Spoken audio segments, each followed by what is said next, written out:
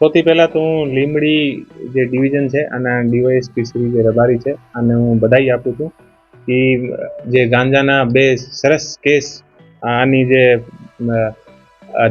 માર્ગદર્શન હેઠળ જે કરવામાં આવેલ છે, બે જે કેસ છે ધજાલા પોલીસ સ્ટેશનમાં દર્જ થયા છે. એક જે ધજાલા પોલીસ સ્ટેશનની જે લોકલ ટીમ છે આને દ્વારા કરવામાં આવેલ છે અને એક એસઓજી દ્વારા કરવામાં આવેલ છે. જે પહેલો જે કેસ છે આમે લગભગ 120 જે નગ યાની જે છોડ છે આનો જે ટોટલ વજન છે वो 471 કિલો અને 800 ગ્રામ છે. આની કિંમત લગભગ 2 કરોડ 35 લાખ અને 90,000 ની આસપાસની આની કિંમત છે. એ જે આપણે જે ધજાલા પોલીસ સ્ટેશનમાં જે ગુનો દાખલ થયો છે, આ જે ખેતર જે છે આ ખેતર આપણે કસવાળી જે ગાંવ છે ત્યાં મળ્યો છે અને આમાં જે મુખ્ય આરોપી છે આનું નામ છે ભાઉભાઈ રવજીભાઈ મીઠાપરા.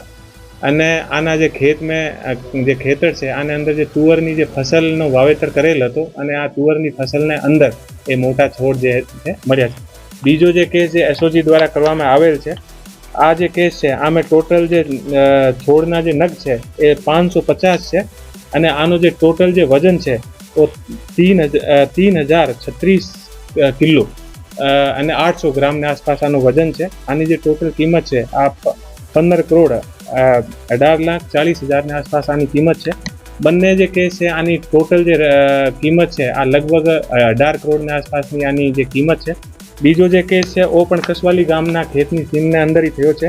આનો જે મુખ્ય આરોપી છે એ સંજયભાઈ ભોપાભાઈ સાવિયા છે અને એ જે બંને આરોપી છે એ પોલીસ દ્વારા અત્યારે પોલીસની કસ્ટડીમાં છે અને આમે અત્યારે આગળની જે તપાસ ચાલુ છે, એ લોકો બીજ ક્યાંથી લાવ્યા છે અને કઈ રીતે એ લોકો આની વાવેતર કરતા હતા, ક્યાં કરતા હતા, આગળની જે આખી જે તપાસ છે આ ચાલુ છે.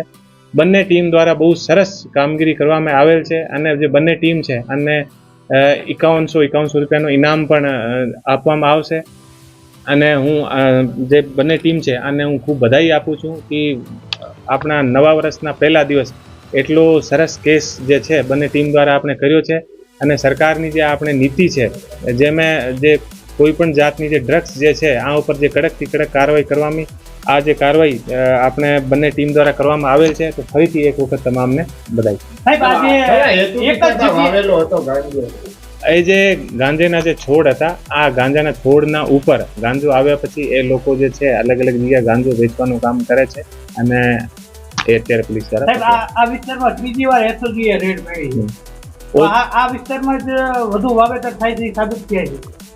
આ વિસ્તારમાં તમારી સાચી વાત છે કે બારંબાર રેડ થાય છે અને જે એરિયા જે છે આમે બારંબાર એ કેસ થાય છે, એટલા માટે અમારે ધ્યાનમાં પણ છે. એટલા માટે પોલીસ બારંબાર આ એરિયાની રેકી અને આમે આ એરિયામાં જે લોકલ બાતમી હોય આ બાતમી આધારિત કાર્યવાહી કરી રહી છે અને પોલીસને અમે સફળતા પણ મળી રહી છે. આટલી મોટી માત્રામાં ગાંજો પકડાય છે, આની પાછળ બીજા પણ હશે ને? આટલો મોટો ગાંજો છે, એવા કોઈ પણ ઇસ્યુ યા એવા કોઈ પણ મુદ્દા અમને મળશે તો આની અત્યારની બંને આરોપી જે છે એ પકડાઈ ગયા છે. આની પૂછપરછ કરવામાં આવશે અને પૂછપરછમાં જે પણ વસ્તુ અમને મળશે આ ઉપર આગળની કાર્યવાહી